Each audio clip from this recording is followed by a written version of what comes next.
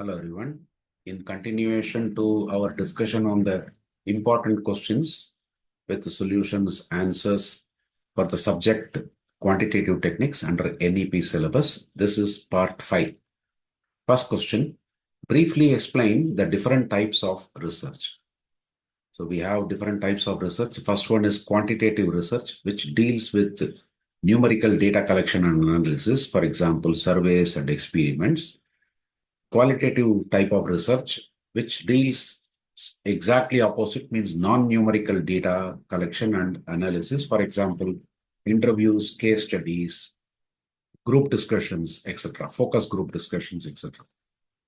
Next, the third one is mixed methods research, which is a combination of quantitative as well as qualitative approaches. Next is descriptive research, which describes a phenomenon or a situation, deals with the questions like asking questions and look for answers like what, how, who, where, etc. Example, surveys and observational studies. Experimental type of research, which in this we try to establish a cause and effect relationship between the dependent and independent variables. And for that, we use this randomized control experiments or trials. Exploratory research, which explores unknown phenomena, mainly meant for those topics what we choose and we don't have much information, no past data available, etc. So that we try to explore into depth. So examples are pilot studies, literature reviews, etc.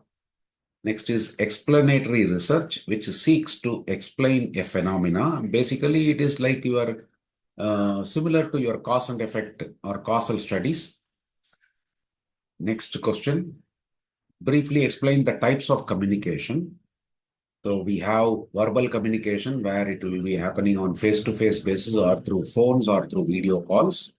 Non-verbal communication, which may be through body language, facial expressions, gestures, etc. And then written communication through emails, letters, reports, visual communication through images, videos, and graphs, mass communication through media or advertising, formal communication, which happens generally in offices or factories, where it will be purely official and structured way of doing the communication. Example, meetings. Informal communication can be casual and unstructured, with friends or with social media, etc. Intrapersonal, within self, if we communicate ourselves, that you call it as intrapersonal. Interpersonal may be between two individuals or more than two. Groups, among groups, if there is a communication, we call that as a group communication. Transpersonal communication with God through prayers or sometimes with spirits, people try to talk. That is also considered as a transpersonal communication.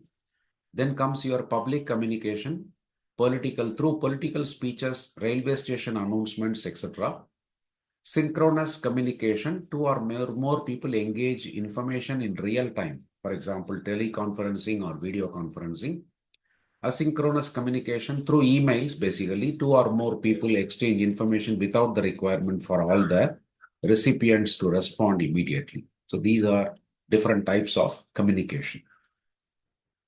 The next question is about seminar, workshop, symposium. We will have to write a brief note about each one of it.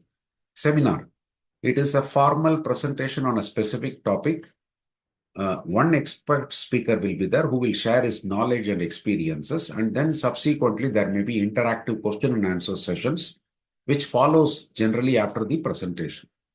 Objective in this for seminar will be to share expertise and discuss recent developments. Workshop. It is basically a hands-on practical type of interactive training session, focuses on skill development and practical application. Participants engage in activities, exercises, and group work. Objective of a workshop is to build skills and then share best practices. Then third one is a symposium. It is a conference-style event. Multiple experts will be participating and they will be presenting their papers or talks on a particular theme. This symposium encourages discussion, debate, and networking. Objective of a symposium is to explore diverse perspective and then to encourage and foster collaboration.